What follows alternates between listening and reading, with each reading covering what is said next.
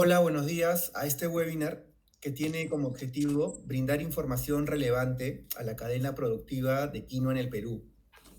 Hoy tocaremos el tema de planes y programas de sostenibilidad. Para desarrollar el tema, tendremos la participación del especialista Jorge Luis Caicho, quien es gerente general de BP y Networking. Jorge Luis, agradecemos tu participación y puedes comenzar este webinar, por favor. Muchísimas gracias, Jonathan, a Aspagro y a todo el equipo por la invitación. Un placer acompañarlos, a todos los invitados también que nos acompañan esta mañana. En principio es un tema de lo más interesante porque trata de tangibilizar toda la corriente que existe en el mundo y el Perú no es ajeno, especialmente en el sector alimentos, en general en todos los sectores, pero en el sector alimentos tiene una relevancia muy particular y veremos a lo largo de esta presentación cómo suceden diferentes enfoques y cómo se justifica, por una primera parte, cómo se justifica que esta corriente no es una casualidad, sino que viene de muchos años hacia atrás y al mismo tiempo que tiene una proyección que no va a retroceder, todo lo contrario, bastante más sólida en el corto y mediano plazo. Así que atención a todos los invitados y presentes de esta presentación. Vamos a poner un poco el contexto, ¿no? En general, las grandes empresas del mundo, las grandes empresas del mundo, muchas de ellas comprometidas, vinculadas, cercanas al sector de alimentos, están completamente convencidas y hace varios años en poder, digamos, demostrar que los esfuerzos de la cadena productiva, desde la producción de los alimentos hasta el consumo de los mismos, cumple una serie de condiciones, una serie de estándares, una serie de protocolos y de requerimientos, requisitos, de expectativas de parte, sobre todo, de los consumidores y las sociedades donde están ubicados los consumidores. Es decir, no solamente aquellas personas que ingieren los alimentos, que consumen los alimentos, sino las sociedades donde están residiendo estos ciudadanos, existe un convencimiento colectivo bastante arraigado de la importancia de tener la concepción de preservar el medio ambiente desde, insisto, desde el inicio de la cadena. Podemos inclusive hablar más atrás, es decir, no solamente en la parte productiva, sino inclusive más atrás, desde los insumos que se utilizan para el agro, por ejemplo. Entonces, pero no vamos a llegar a ese nivel de detalle, pero se da, vamos a ver que en el desarrollo productivo, en el ejercicio de la producción, pues evidentemente hay condicionamientos de qué insumos son los más convenientes para poder cumplir los estándares cuya expectativa está determinada por el mercado o los mercados internacionales sobre todo. Sin ser ajenos acá en el Perú, porque existe también determinadas grupos sociales muy interesantes y las nuevas generaciones más aún convencidas, concientizadas de la importancia de poder reducir, mitigar impactos ambientales por los problemas globales que estamos nosotros padeciendo en forma no solamente reiterada, sino dramática, ¿no?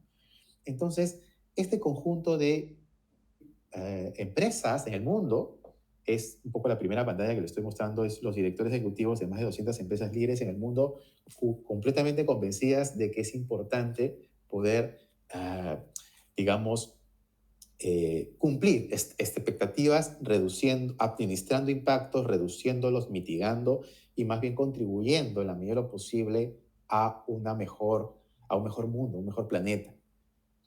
Este conjunto de 200 empresas líderes están más o menos distribuidas en los porcentajes que ustedes pueden apreciar en pantalla. Eh, Productores de alimentos 9%, por ejemplo, y industrias generales 6%. Tal vez lo más cercano es lo primero que he mencionado, productores de alimentos, lo más cercano, pero no crean que es poco. Ese 9% es una cantidad importante. Estamos hablando de mercados, es decir, hagámonos la idea para comprender mejor que los grandes grupos de supermercados en el mundo, muchos de ellos están en ese 9%. Entonces son los compradores, en concreto, de nuestra oferta. ¿Cómo están distribuidos estos conjuntos ejecutivos en el planeta? Digamos, más o menos en estas proporciones. En los Estados Unidos un 23% y fíjense cómo lidera Europa con un 46% de estos ejecutivos de distintas industrias, algunas de ellas de nuestro propio interés. 46% nada menos. Y esto no es casual. Fíjense, 46% de ejecutivos europeos, 23 de los Estados Unidos. 10 de Japón, que Japón no es pequeño, ¿no es cierto? Ese 10% es interesante. Pero lo que trato de justificar en este comentario es que el 46%, prácticamente, exactamente es el doble de los empresarios en los Estados Unidos. La concientización del impacto ambiental es bastante más fuerte, y acá se evidencia, en la Unión Europea o en Europa en general. Y esto tiene una justificación muy directa. ¿Cuál es? Que si ustedes se dan cuenta, la producción, digamos, la producción de gases contaminantes, por ejemplo, la producción de la contaminación del planeta se da pues en los países desarrollados. Eso no lo van a poder ocultar fuertemente, ¿no? Mientras más industria, son países industrializados, la producción es a escala de la contaminación al mundo. Entonces, pero de todas formas, sabemos muy bien que los Estados Unidos sigue todavía siendo la principal potencia del mundo, porque tiene 23% de empresarios comprometidos y el doble en la Unión Europea, por una razón muy sencilla. Si bien es cierto, la Unión Europea en su conjunto tiene una sumatoria importante de contaminación, de efectos contrarios al medio ambiente y a los ecosistemas, lo que sucede es que la contaminación en los Estados Unidos, que es bastante mayor, si ustedes se dan cuenta, el globo terráqueo gira en sentido antihorario, ¿verdad? Es decir, hacia la izquierda, antihorario. Como gira el planeta en sentido antihorario, toda la polución y toda la contaminación, los gases de efecto invernadero, por ejemplo, de los Estados Unidos, del hemisferio norte, en ese giro del planeta, comienzan a afectar también a la Unión Europea. Entonces, los efectos ambientales son bastante mayores en Europa que en los Estados Unidos o en alguna otra parte del continente. Entonces, el nivel de concientización es bastante mayor. Es por eso, están sufriendo el doble de lo que contamina, yo diría hasta un poco más. Y para cerrar un poco esta concientización de grandes ejecutivos de muchos sectores en el mundo, fíjense lo que ellos proponen ya de hace varios años. Esto no tiene 5 ni 10, tiene mucho más tiempo, que proponen trabajar, concientizar en sus propias empresas, en sus propias firmas, economía circular, ciudades y movilidad, con una serie de objetivos específicos, ejes temáticos, clima y energía, alimentos y naturaleza, personas, y redefiniendo el valor, que es el valor compartido que tanto ha mencionado Ponte. Entonces, estas son las convicciones que tienen estos ejecutivos de muchos sectores, y el eje, si ustedes ven en el centro, es alimentos y naturaleza. Que sea fresco para evitar la preservación de ciertos alimentos, porque preservar implica agregarle o añadirle a esos alimentos semiprocesados o procesados algún preservante. Entonces, si es fresco, contribuye. Y además, también a nuestra salud, por supuesto, acción de la naturaleza, los impactos a la naturaleza, política y promoción a favor de la naturaleza, y así escalar la agricultura positiva, el concepto de agricultura positiva, foro de materias primas blandas, objetivos y métricas de circularidad, economía circular, tiene una vinculación allí, valorar el agua, que es un producto sumamente escaso en el mundo y cada vez por el efecto invernadero y el calentamiento global, el agua se hace más escasa y los desiertos más presentes, ¿no es cierto? Se agudiza. Entonces, la elaboración del agua y administración, por supuesto, de ese recurso. Solamente siguiéndonos al eje alimentos y naturaleza, que es el que nos puede interesar más, sin dejar de lado el clima y energía, que está al lado izquierdo. Pero vamos a quedarnos ahí en esta lectura, ¿no? Estas son las convicciones que tienen los 200 ejecutivos de empresas sumamente importantes transnacionales.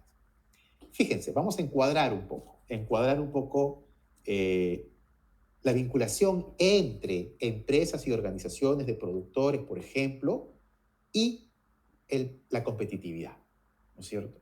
Acá tenemos una especie de pirámide donde descansa en la cultura organizacional, aquí abajo, ¿verdad?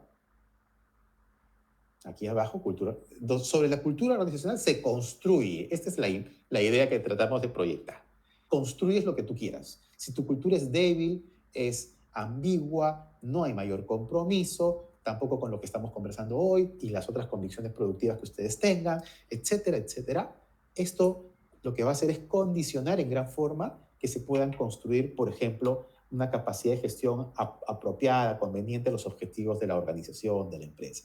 Entonces la gobernanza puede ser también media débil porque las personas son un poquito más reacias, de repente las convicciones no son las mismas, entonces es un condicionante importante la cultura. Entonces fortalecer la cultura organizacional es fundamental. Sobre eso se construyen líneas de desarrollo y de gestión y dirección, y sobre esto se entendería que estamos pensando y mirando hacia la competitividad del sector, no solamente donde estamos ubicados productivamente hablando, en general en el mundo. La lectura tiene que ser amplia para poder aprender las mejores prácticas, alcanzar los mejores estándares de la industria en la cual estamos desarrollando. Si es producción, por ejemplo, orgánica o producción en general de quinoa en las diferentes dimensiones que el producto permite, en diferentes tipos de quinoa y tal, tendríamos que ver quién y cuáles son los mejores productores de quinoa en el mundo. Hay que mirar a Bolivia, qué duda cabe, y aprender. Acá en el Perú, lo mismo. ¿Quiénes son los mejores productores de quinoa? Y ya están produciendo quinoa en otras partes del mundo, ustedes lo saben. No, hay productores de quinoa en China, hay producción de quinoa en Europa, en Francia, en España. Hay un programa bastante agresivo de estos gobiernos en producir, en sustituir, digamos, producción local por la importación que están realizando. Y esto es un programa financiado por estos gobiernos hace, yo diría, como 6 o 7 años, más o menos. Y ya tiene frutos, ya tiene producción interna de este tipo, por ejemplo, de alimentos. Entonces, claro, igual, más allá de las condiciones climatológicas, de suelo, altitud y demás contenido de contexto productivo, está sucediendo. Entonces tratan de tropicalizar los productos para las semillas para desarrollarlas allá. Y eso lo hacen todos los países que puedan. Entonces hay que cuidar mucho esa realidad. Esa es una realidad. Entonces para aprender, pues, ellos seguramente están aprendiendo, han aprendido nosotros y probablemente tengamos que aprender ellos también. Es parte de competir. Entonces estas líneas estratégicas de clase mundial no solamente es en la línea productiva que acabo de citar. En general, las líneas estratégicas del mundo en nuestro sector productivo, en otro tipo de alimentos y en cualquier producto que ustedes puedan recordar, siempre hay que mirarlo y vamos a aterrizar en 2 ejes o factores fundamentales. Todas las empresas y organizaciones apuntan a calidad, porque así lo exigen los mercados. Calidad en toda la comprensión de la palabra calidad, en todo lo que pueda aceptarse como concepto de calidad, todas. No hay ningún concepto está aislado. Calidad total, digamos, ¿no? Y sostenibilidad. Estos 2 factores son fundamentales e ineludibles hoy en este siglo XXI. Calidad, sostenibilidad por los problemas que venimos sufriendo, ya conocidos, de impacto adverso a los ecosistemas del mundo. Y si hacemos el ejercicio final, en esta diapositiva podemos apreciar que si hacemos un buen trabajo de cultura organizacional, una buena gobernanza, dirección, políticas y demás capacidades de supervisión, administración, gestión, gobernanza y gestión estratégica, y tenemos y cumplimos líneas estratégicas de clase mundial, pues podemos ir construyendo nuestra propia reputación y capital corporativo. Ese es el reconocimiento que podemos recibir si hacemos nuestra tarea, como la expectativa de los mercados, de los compradores, de las sociedades y de los consumidores tienen presente. Entonces construimos reputación y capital corporativo. Por ejemplo, ¿cómo? Alcanzando certificaciones, por ejemplo. Alcanzando reconocimientos, por ejemplo. Alcanzando estándares, aplicando códigos, aplicando reportes, ¿sí? Y entonces vamos construyendo con un esfuerzo de mediano y largo plazo nuestra imagen y la reputación de la empresa y organización. A eso vamos. Entonces hay que ser muy sensible, muy delicado, muy sensible en cumplir realmente lo que estamos diciendo. Y no solamente alcanzar una certificación porque no me queda de otra y está de moda y si no, no me compran. No, hay que ver convicción. Convicción de lo que estamos nosotros en el camino que estamos enrumbados. Así funcionan los mercados hoy en día y esto es siglo XXI. Líneas estratégicas, perdón, voy a retroceder para que vean de dónde sale. ¿Se acuerdan lo que estaba encerrado aquí? Líneas estratégicas de clase mundial. Ahora vamos aquí. Y tiene que ver con el concepto de compliance y sostenibilidad también. Las ODS, los famosos ODS, Objetivos de Desarrollo Sostenible, 2015-2030, esto es fundamental porque es una convicción de las Naciones Unidas. Los problemas ambientales son tan serios y además los convenios, los acuerdos del mundo en materia ambiental lamentablemente no se vienen cumpliendo hace mucho tiempo antes del COVID. Antes del COVID, las naciones más contaminantes del mundo, que nos exigen a nosotros, proveedores más pobres del mundo, que cumplamos estándares y nos condicionan compras, etcétera, etcétera, ellos mismos, sus propios acuerdos a nivel país, no empresarial, a nivel país, no los cumplen. Es decir, la reducción, por ejemplo, de carbono, por ejemplo, ¿no? ¿Cuál es la reducción de la contaminación? No están cumpliendo las naciones. Claro, finalmente quien contamina son las empresas, pero las naciones son los que administran y gestionan esa contaminación y permiten en todo caso. Entonces, curiosamente, en los últimos ha fracasado varios convenios, varios acuerdos, no se han cumplido y acá hay una limitación importante de las propias naciones, que tiene que ver, por supuesto, con las empresas. A pesar de que hay un conjunto de empresas que se hacen esfuerzos de economía circular o de reducción y mitigación de impactos ambientales, sociales también, etc. Pero, para citar esto, concretamente, lo que trato de indicar es estas ODS, estos Objetivos de Desarrollo Sostenible, que son 17, algunos tendrán que ver con nosotros, no todos, son objetivos nacionales. Es decir, las Naciones Unidas han determinado cuáles son estos objetivos y tiene que vinculación con temas o aspectos sociales aplicado, basado en la Declaración Universal de los Derechos Humanos, que antes se llamaba Derechos del Hombre, porque era una generalidad hombre, bueno, ya le cambiaron humanos no sé en qué momento, pero bueno, no importa, ahí estamos determinados. Y estos 36 articulados de la Declaración Universal de los Derechos Humanos están acogidos, recogidos, yo diría parcialmente por las ODS. Está bien que se haga, que hay una fundamentación de la existencia y aprobación de estos derechos universales. No quiero ahondar mucho aquí, porque es un tema más social, pero está muy vinculado a sostenibilidad. La sostenibilidad no es ambiental. Yo siempre digo, a ver, ¿qué cosas de sostenibilidad? Y me preguntan a mí, o yo he conversado y también he entrado en ciertas discusiones con algunos colegas, que según la profesión que tengan, tienen un concepto. Y eso no se vale, ¿no? O sea, no es por la profesión, es el concepto. La verdad es una, no es varias verdades, sino pues todo el mundo tiene la razón y al mismo tiempo todo el mundo está equivocado. Entonces, si le preguntan a un biólogo, te dice algo, si le preguntan a un ingeniero, te dice otra cosa, un forestal, ni que le digo, le dice otra cosa, en fin, a un sociólogo le dice algo más, un antropólogo le dice... Entonces, no estamos... Ya ha madurado mucho el concepto de sostenibilidad, pero todavía falta bastante por comprenderla completamente. La sostenibilidad, para que algo sea sostenible, es porque existen condiciones para que se preserve lo que hay. Lo que ha habido, lo que se ha destruido en el camino, porque hay que decirlo como es, y lo que tendríamos que remediar para poder retomar una condición anterior que solito, sin mayor esfuerzo, implicaba que todo el mundo se desarrollaba sin destruirse mutuamente. Entonces, eso implica la parte social, la parte cultural, la parte ambiental, que duda cabe, los ecosistemas que van uniendo todo esto que hemos conversado y, por supuesto, las condiciones para que esto suceda en el tiempo y crezca y se fortalezca. Y ahí tiene que ver, por ejemplo, con condiciones en las empresas u organizaciones, las condiciones de competitividad, acceso a los insumos disponibles y necesarios para agregarle una reducción a los productos que tengan impacto muy a la tierra, por ejemplo, a los frutos, que tengan un impacto positivo y no negativo, etc., ¿no? Entonces es un conjunto de condicionamientos considerandos. En el Pacto Global, en los 10 principios del Pacto Global de las Naciones Unidas, lanzado en el año 1989 por el entonces secretario general Kofi Annan, tenía este conjunto de principios. Eran 9, le agregaron uno más y completaron 10.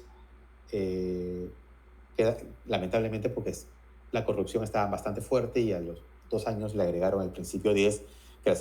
Pero lo que trato de decirle es que estos 10 principios de Naciones Unidas, las Naciones Unidas, recordemos, es un conjunto de países, pero aquí es un llamado de las Naciones Unidas a las empresas privadas para que por favor adopten estos 10 principios. Y claro, podemos ir mirando que un conjunto de estos principios está relacionado con el medio ambiente. El séptimo, octavo y noveno, a mano izquierda, el principio tiene que ver con apoyar, por ejemplo, el abordaje precautorio de los retos ambientalistas, llevar a cabo iniciativas para promover mayor responsabilidad ambiental, súper importante, y llevar a cabo iniciativas, y promover el desarrollo y difusión de tecnologías amigables al medio ambiente. Hoy, cuando hablamos de tecnologías amigables, estamos hablando del año 1989, ¿va? Entonces, esto ha migrado en estos años transcurridos a, por ejemplo, a metas mucho más ambiciosas bajo estos preceptos de principios. Por ejemplo, economía circular en lo último, principio 8, la responsabilidad ambiental, cumplimiento ambiental, compliance ambiental, y las empresas aprobar el abordaje precautorio de los retos ambientalistas, es que tengamos sistemas de gestión. Por ejemplo, la 14.000. ¿Sí? Entonces, esto está pensado para la empresa privada. Las ODS no las voy a enumerar, están ahí, las conocen seguramente más de algunos de ustedes. Son algunas 17 objetivos. Estos objetivos, y acá hay que hacer un poquito de, digamos, un poquito acá de pedagogía, están pensados para políticas públicas. Es decir, Naciones Unidas piensa que esto debe ser adoptado, de hecho sí es, por los países miembros para promover a nivel de políticas públicas y, por supuesto, regulaciones y normativas hacia las empresas. Lo que viene sucediendo a la par de esto, que es absolutamente público, es que también hay una evangelización, vamos a decir, una sensibilización, llamar al compromiso y que, de alguna forma, ciertas regulaciones, en algunos países más que en otros, la verdad, pues sea un poquito condición, o sea, reglamentario, que vayan alineados a determinados parámetros que puedan estar alineados a estos objetivos. Por ejemplo, voy a citar uno o dos. Ciudades y comunidades sostenibles, la número 11. Producción y consumo responsable, la número 12. Por citar dos. ¿Eh?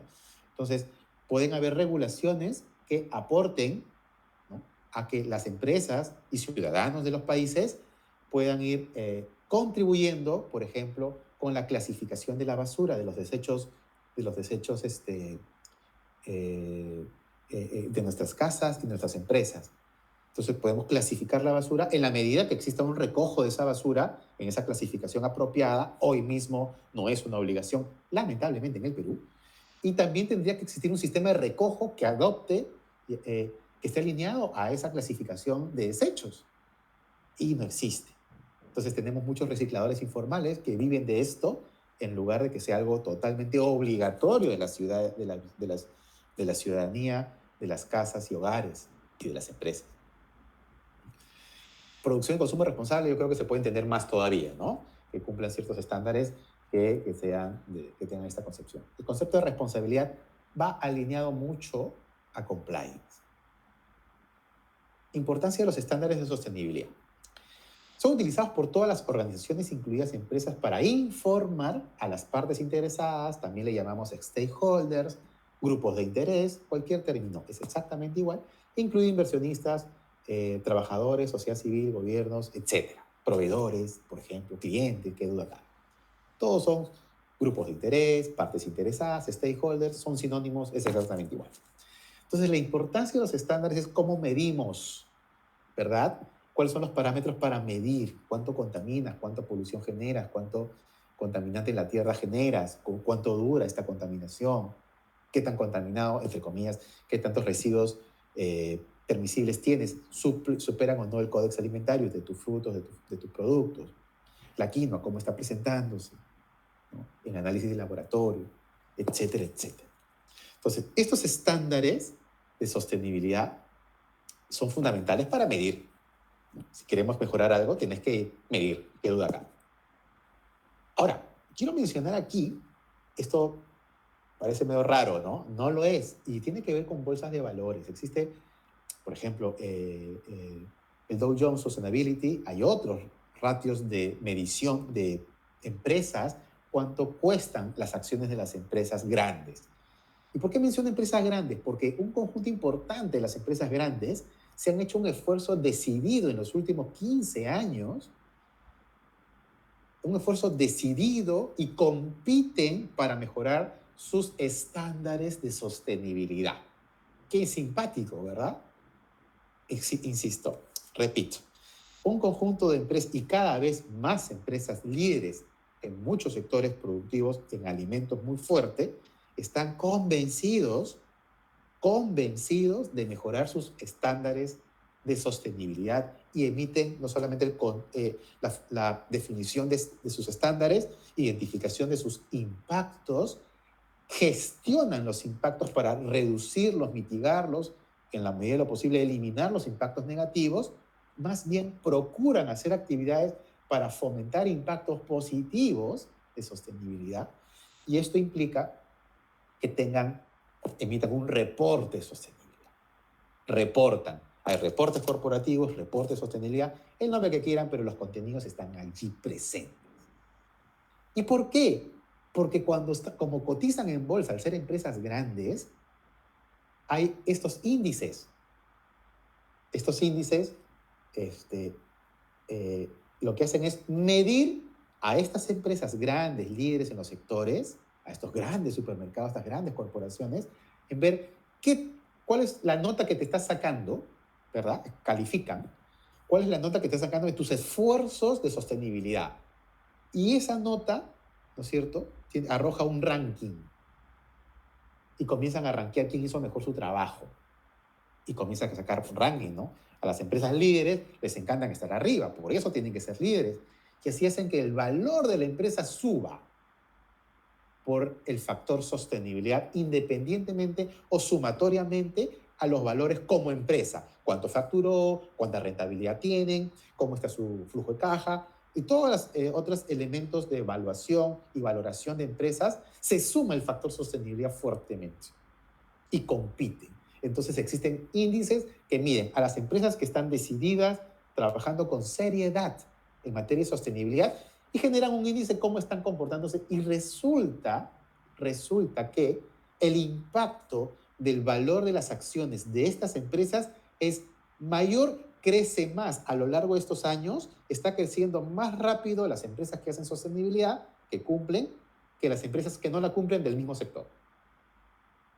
Las empresas que no están convencidas crecen menos. Las empresas que están convencidas de sostenibilidad y comparten estos estándares y aplican, hacen su tarea, quieren salir altos en el ranking, resulta que sus valores, como empresa, sus acciones, tienen mayor valor en el tiempo, crecen más. Entonces a los accionistas les gusta, ¿verdad? Eso desean, y por supuesto a los accionistas. Y los inversionistas miran de manera separada y distinguida a estas empresas que están trabajando fuertemente sostenibilidad, porque están creciendo más, entonces para invertir vale la pena. Eso hace un efecto cíclico, que estas empresas, por ejemplo, supermercados líderes, volteen y comprometan a los proveedores, por ejemplo, los proveedores de quinoa, para que puedan trabajar también estándares de sostenibilidad y que estén medianamente alineados a los estándares de ellos, al mismo pensamiento sostenible. Es por eso que esto es un tema cíclico. La sostenibilidad es un buen negocio, sin duda. Fíjense, estamos acá simplemente para graficar, ¿no? ESG, ESG, ¿no?, es la gestión ambiental, social y económica, ¿no? O gobernanza, también la G termina siendo gobernanza. Le han cambiado un poco, ¿no? Ha migrado un poco el clásico social, ambiental y económico a social, ambiental y gobernanza. Es un error, yo creo, pero bueno, así es la moda, ¿no? Entonces, ¿por qué gobernanza en la gestión estratégica? ¿Se acuerdan que habíamos la pirámide anterior? gestión estratégica, lineamientos de clase mundial, gestión estratégica. ¿Para qué? Para cumplir los impactos ambientales y sociales. Esta trilogía, ¿verdad? Estas tres patitas, ¿verdad? Generan, como hay estándares, ¿verdad? Generan un valor económico de la sostenibilidad. La sumatoria de tres, la buena gestión y los buenos resultados del comportamiento de una organización, los buenos resultados de los tres ejes mencionados, social, ambiental, económico, gobernanza, creo que son cuatro, la verdad, generan valor económico, y mencionado y reflejado, cuando yo les mencionaba en la lámina anterior, a nivel de las grandes empresas que están rankeadas ahí, de diferentes sectores. Entonces, para llegar a gestionar temas sociales, ambientales, económicos, gobernanza, ahí vemos más abajito criterios de evaluación, sectores de la industria, cuáles son, y las empresas o las organizaciones. Entonces hay un esfuerzo de evaluación para entrar en esta corriente, en esta pirámide, formar parte de estas industrias, poco a poco construyendo el camino nuestro y propio de sostenibilidad. Fundamental. Ahora, no me van a dejar engañar. Voy a mencionar así rapidito estas láminas. Requisitos voluntarios de acceso a mercados. Ahora, ¿no es cierto? Podríamos estar un poquito más familiarizados con esto. Gestión de calidad, salud y seguridad ocupacional y gestión ambiental. Existe la ISO 14000, gestión ambiental, y la 22000, que tiene que ver una certificación también en materia de estas líneas tan importantes. No menciono la 9001, que eso es algo que todos deberíamos tener, pero podemos tener la 14000 sin tener la 9001. No es un requisito tenerlo. Es deseable, pero no es un requisito. La 22000 tiene que ver con alimentos. Otro grupo de requisitos voluntarios para acceder a mercados internacionales. Acá ustedes los conocen, estos los conocen ustedes. Tiene que ver con más la relación del producto, repito, del producto, del alimento, relacionado a los impactos positivos al consumidor. Pero también a una gestión medianamente aceptable, cuando hablamos de orgánico, cuando hablamos de comercio justo, en el impacto social, ¿verdad? De las personas que trabajan con nosotros, de sus familias, de los niños de esas familias que vayan a la escuela, etcétera, del tratamiento del producto, de la tierra, de los insumos usados y la calificación de orgánico. Entonces, hay una serie de estándares que tienen que ver con sociales, con productivos, ambientales, ¿verdad? Entonces, salud y seguridad ocupacional, etcétera. Hay estándares considerados, vamos a decir, mínimos, que es un cumplimiento legal en realidad, no es ningún favor, ¿sí? En términos generales, esto es. Y particularmente orgánico cuando arrastra algunos elementos mencionados, pero se centra bastante más en lo saludable, ¿verdad?, del alimento. Son requisitos voluntarios. Aquella organización que quiera aplicar Fair Trade, bienvenida, o alguna certificación orgánica, un USDA, bienvenida. La que no, nadie le va a criticar ni obligar, ¿verdad? De hecho, tenemos a veces producción certificada y otra que es convencional. Así que, pero vamos viendo que hay diferencias. Yo sé que hay un tema de productividad muy presente, es algo que cada organización tiene que evaluar. Baja la productividad en orgánico, eso es conocido, y la convencional es mayor, pero el precio pagan un poco más en el primero y en el segundo no tanto. Al final, si tiene más producción, tal vez te sea rentable de las dos, o más de uno que del otro. Ustedes tienen que evaluar su caso particular, ¿no?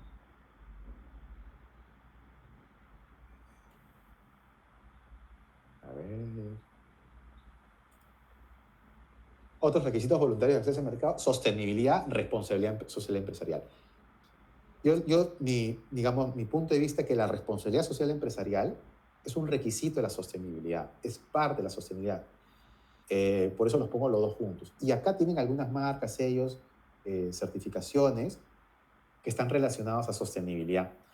Que la vinculación con el producto es directa o indirecta, tipo kosher, por ejemplo, pero la pregunta es, o es meta, que es una auditoría, ¿no? Si estás cumpliendo estándares sociales, estándares ambientales, estándares de gobernanza, estándares hasta allí, ¿no? ESG es una auditoría de cumplimiento. Si estás cumpliendo, es compliance, ¿va?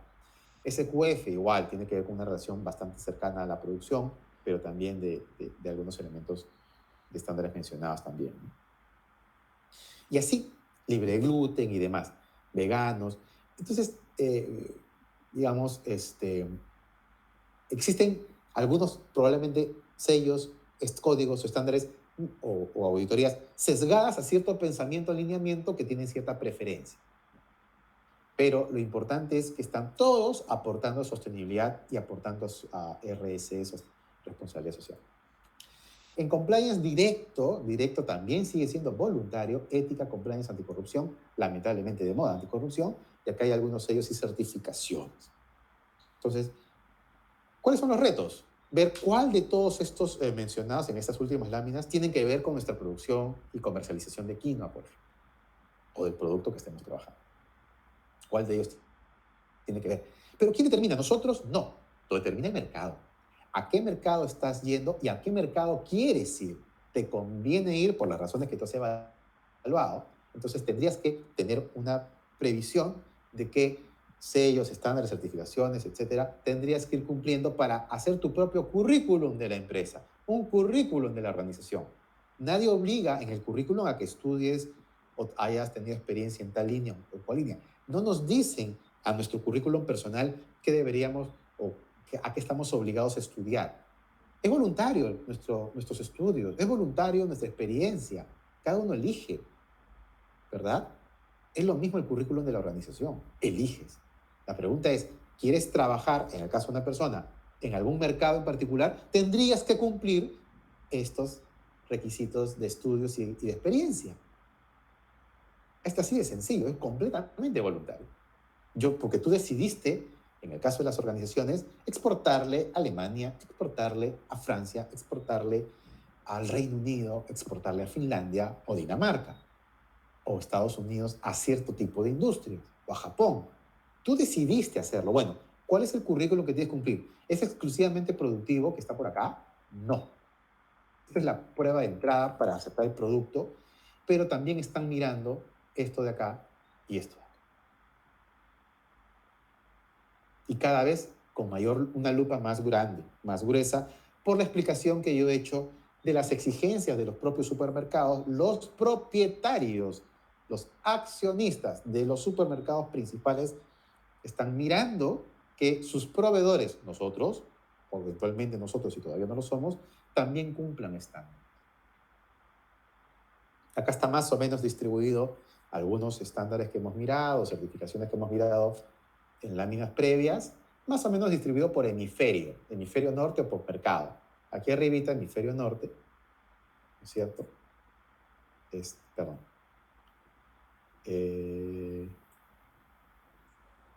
Aquí. No digo, o sea, aceptan estos de aquí. No exclusivamente, sino que es lo mínimo que aceptan. Estados Unidos aceptan estos de aquí. No exclusivamente, porque el hemisferio norte también está Estados Unidos, ¿no? Aceptan los de arriba y algunos de acá según la industria en la cual estés. ¿Hay más? Sí, hay más. Me falta espacio para agregar estándares acá. Unión Europea o igual, aceptan el hemisferio norte porque está en el hemisferio norte y algunos específicamente de aquí. Japón, Corea también lo he agregado, por aquí.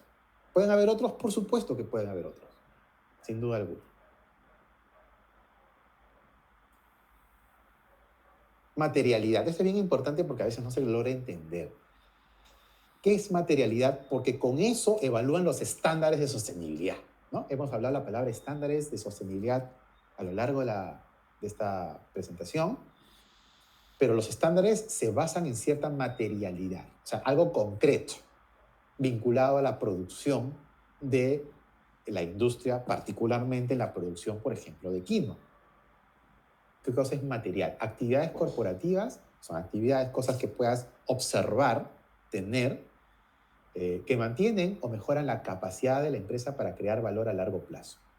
La contabilidad sobre la sostenibilidad refleja el gobierno y la gestión de los efectos ambientales y sociales de una empresa derivados de la producción de bienes y servicios, así como el gobierno y la gestión de las capitales ambientales y sociales. Entonces, materialidad tiene que ver, por ejemplo, con la tierra. ¿Cómo es la tierra que nos permite producir? ¿Cómo está calificada esta tierra? Por ejemplo, es algo material, algo cantado. mantenimiento de la tierra, otro estándar que podemos, otro aspecto material que hay que evaluar, ¿no es cierto? Entonces hay que evaluar a través de ¿qué? De un estándar, un requisito, un valor, ¿no es cierto? Una métrica, ¿de acuerdo? Son aspectos materiales, ¿no? Trabajadores, colaboradores, agricultores, peones, personal de apoyo, etcétera. ¿Están en planilla, no están en planilla? ¿En qué momento sí, en qué momento no? ¿Respetan la norma interna, no la respetan? Las condiciones de salud, de seguridad, son aspectos concretos a evaluar según el tipo de industria, en este caso producción agrícola. Y así, estos son los aspectos materiales en concreto, son los que van a determinar o van a aspirar a tener una métrica, un estándar. En términos generales, podemos estar midiendo diferentes, este es un ejemplo grueso, digamos, podemos estar midiendo, por ejemplo, diferentes factores materiales, pero la materialidad tiene que ver con lo que tiene mayor impacto nuestra producción de quinoa. ¿En qué elementos o aspectos tiene mayor impacto? ¿No es cierto? En la salud y seguridad de las personas y la salud de los consumidores. Qué duda cabe. En las comunidades locales, en las familias de los agricultores, en la generación de residuos, por ejemplo, residuos orgánicos e inorgánicos, los residuos o la calidad de tierra, que yo decía lo primero, etcétera. En los alimentos, los límites máximos permisibles, según Codex, por ejemplo, y demás, ¿no? Entonces, acá lo dividimos como que el impacto, ¿no? ¿Qué tanto se impacta? ¿No? Influencia en las decisiones y evaluaciones de los grupos de interés. ¿Qué tanto le importan a los grupos de interés? ¿A qué nivel? 1, 2, 3, 4, por generar una métrica, importancia de los impactos económicos, ambientales y sociales. Entonces, también una métrica. Y vamos viendo que se van encontrando, según los grupos de interés, lo que les importan, versus los impactos que generamos.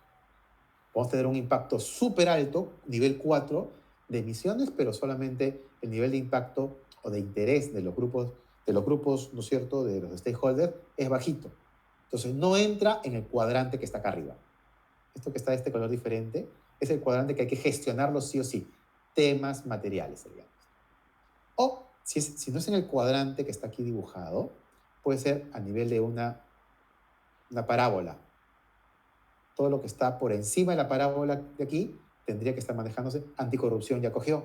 Es un impacto, es un interés altísimo, por ejemplo, en esta propuesta gráfica de referencia y ejemplar, no solamente referencial. Anticorrupción podría estar alto a los grupos de interés, pero no está, digamos, en la importancia de los impactos ambientales. No es tan importante, no es tan grave, pero a ellos les importa. Bueno, tienes que gestionarlo. Es un tema material. ¿Por qué? Por ellos, porque es alto. Entonces, la parábola ya lo toma, porque está por encima de la parábola o sobre la parábola, todos estos elementos.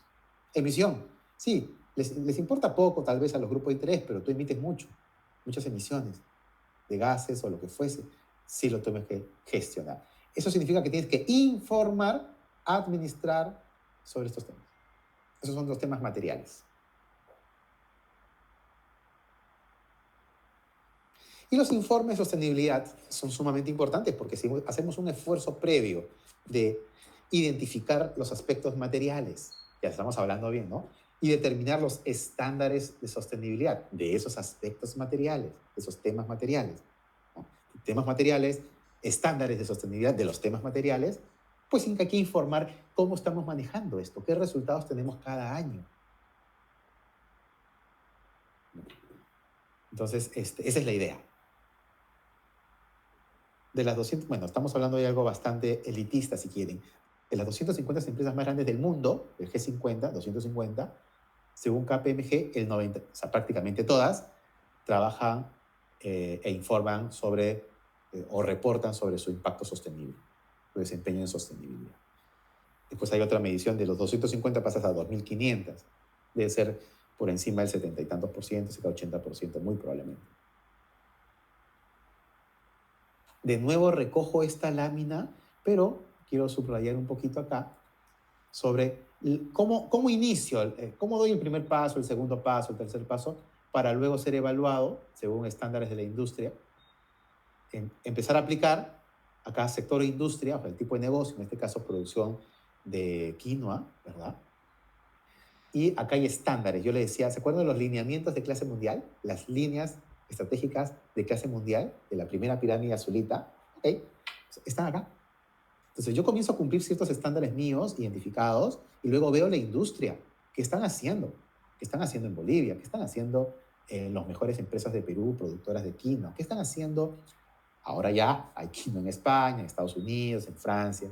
¿Cómo lo están trabajando? ¿Cuáles son en materia de qué? De sostenibilidad social, ambiental, gobernanza económica. Sobre todo gobernanza. Esos son los estándares de la industria, ¿no es cierto? Trato de adaptarme y cumplir con ellos y luego tendría ciertos criterios de evaluación en materia de ambiental, social y gobernanza. Entonces, a partir de aquí para arriba, puedo apostar por ciertas certificaciones, por ejemplo, en la medida que haya hecho mis esfuerzos. Planes, programas de sostenibilidad, reporte de sostenibilidad, que duda cabe, y una ISO 14001 ayudarían sumamente en este camino, en esta ruta. Facilitarían muchísimo. Esta es una referencia simplemente para ver desde el punto central, que es la producción, nuestra producción de quinoa, el área de producción está por acá, y tienen una base, acá le llamamos base social, y tenemos que ver qué efectos, qué impactos o efectos, que es lo mismo, tenemos en las personas que interactuamos dentro de la organización y alrededor de la organización. Tenemos probablemente una serie de impactos, ¿no? En las personas, proveedores también, muy importantes. Entonces, vamos midiendo. Luego, el techo, el base social, techo ecológico, y comenzamos a mirar qué impactos tenemos acá. Solamente referencial y gráfico. Ahora bien, ¿cómo hacemos qué implica el diseño de un plan de sostenibilidad? De un plan. Tenemos definitivamente el compromiso de la alta dirección, de la gerencia, de la presidencia de la organización en su conjunto, tendría que estar absolutamente alineado, porque si no, no tiene sentido. No va a madurar la intención. Por más que la gerencia, cuando hablamos de gerencia hablamos de alta dirección. Hay que mapear la cadena de valor, que seguramente la tienen mapeada, eso es algo que ya está, pero a nivel de impacto social, ambiental y de gobernanza. Entonces, hay que, de la cadena de valor, que estamos nosotros y otros proveedores, trabajadores, colaboradores eventuales, permanentes, comunidad, etcétera, etcétera, tenemos que medir nuestros impactos con ellos. Analizar las expectativas de los grupos de interés o stakeholders. Hay que hacerlo, ¿verdad? Porque era una parte de medir la materialidad, ¿se acuerdan? De los temas materiales. Hay que identificar quiénes son. No podemos excluir porque no querramos. Son los que son. Nos guste o no nos guste, son los que son los grupos de interés o los stakeholders. Mucha gente reduce o limita los grupos de interés. Eso no lo determinamos nosotros. Está definido, simplemente hay que reconocerlo, ¿no? Porque después nos dicen, no, muy difícil, muy complicado, ¿no? Tiene que ver con los mercados. Por supuesto que tiene que ver con los mercados también. Proveedores, comunidad, familias, colaboradores, agricultores. Priorización de actividades de mayor impacto social, ambiental y económico. Hay que priorizarlas.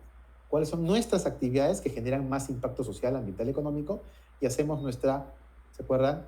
Nuestra matricita de intereses o expectativas de stakeholders, la 4, versus los impactos, la 5.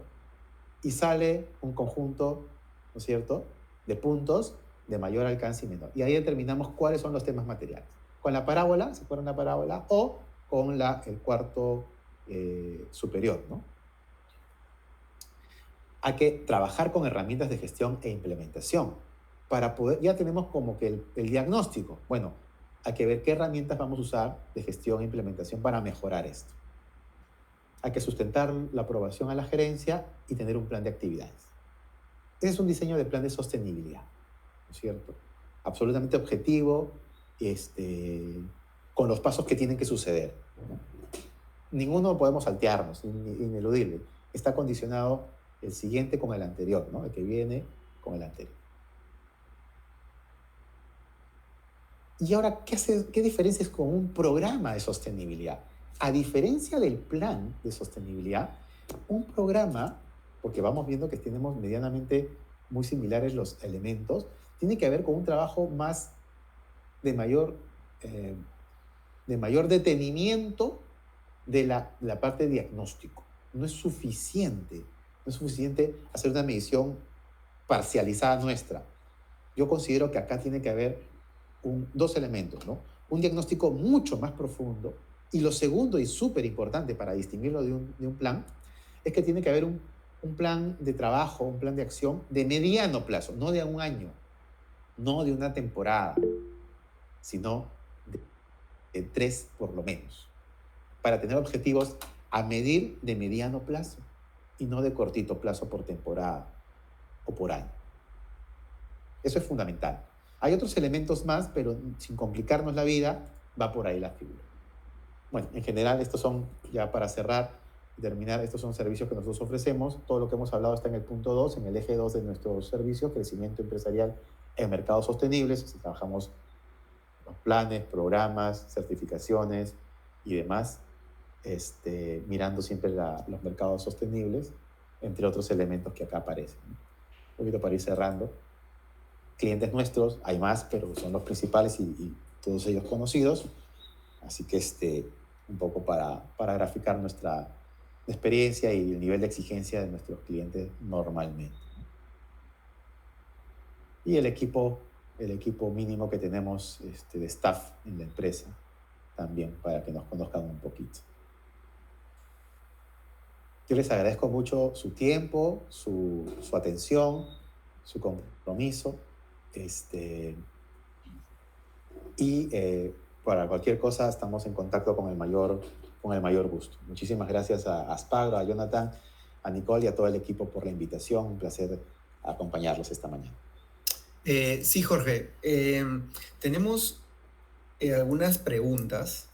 La primera es, ¿cuáles son los primeros pasos para el productor u organización para iniciar firmemente en la gestión de la sostenibilidad? Correcto. Ahí es bien curioso, porque hay organizaciones, y muchas, diría yo, de que están haciendo cosas positivas de sostenibilidad, pero no somos conscientes que lo estamos haciendo.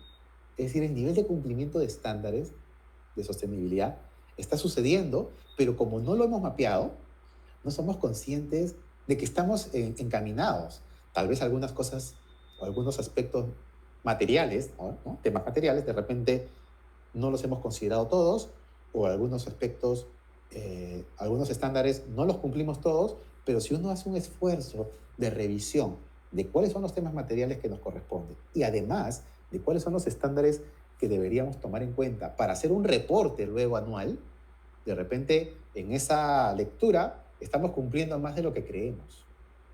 Entonces, en realidad va a ser un primer paso, siempre va a ser, por lo tanto, darle una lectura, una revisión, hacerte un autodiagnóstico para ver cuál es nuestro nivel de cumplimiento y ver qué tan conveniente, por lo tanto, como conclusión es que tengamos un plan o de frente que podamos establecer un programa, porque ya lo venimos cumpliendo con cierta regularidad, ciertos estándares.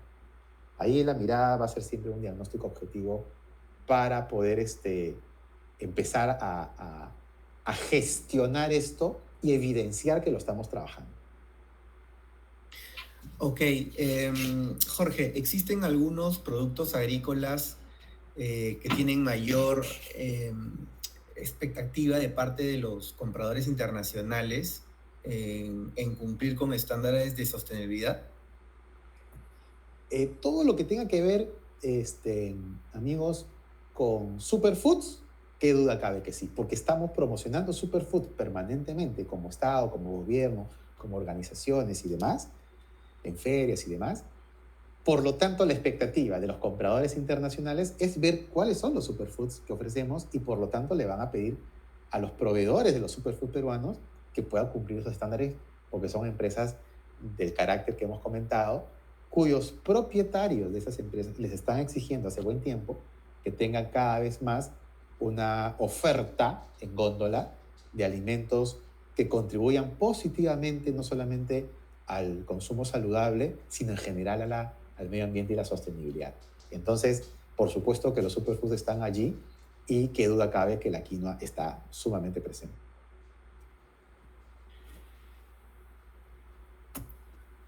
Y Jorge, y por último, ¿cuál es el riesgo de iniciarse en la gestión sostenible?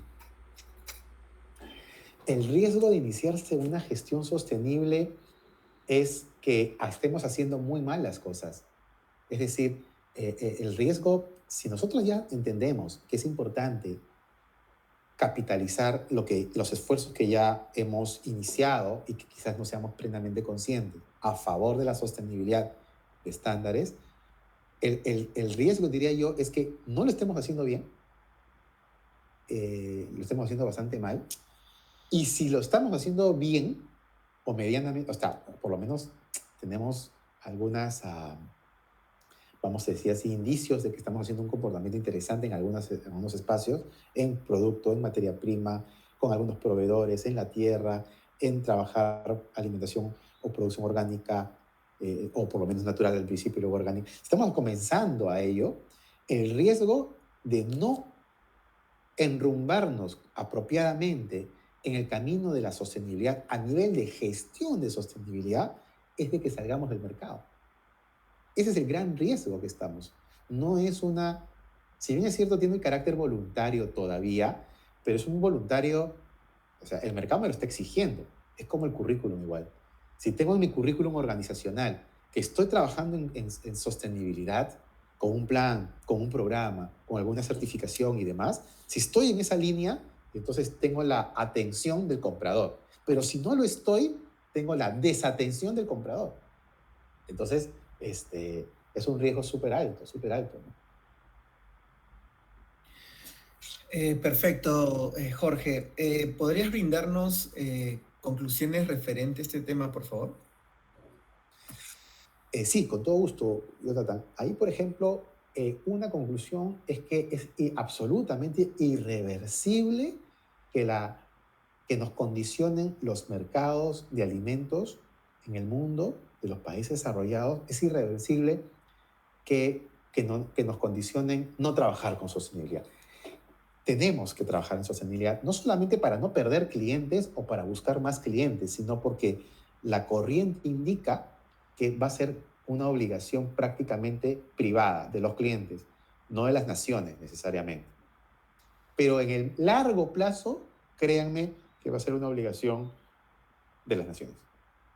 Entonces, una primera conclusión es que los accionistas, los propietarios de los supermercados más importantes del mundo están exigiendo que cada vez tengan más proveedores en góndola, más oferta en góndola de alimentos saludables y que tengan un impacto positivo en sostenibilidad.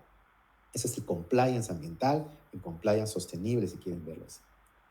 Eso es irreversible, una primera conclusión. La segunda es que, por lo tanto, necesitamos estar enrumbados ya, con un plan o un programa y poco a poco ir mejorando.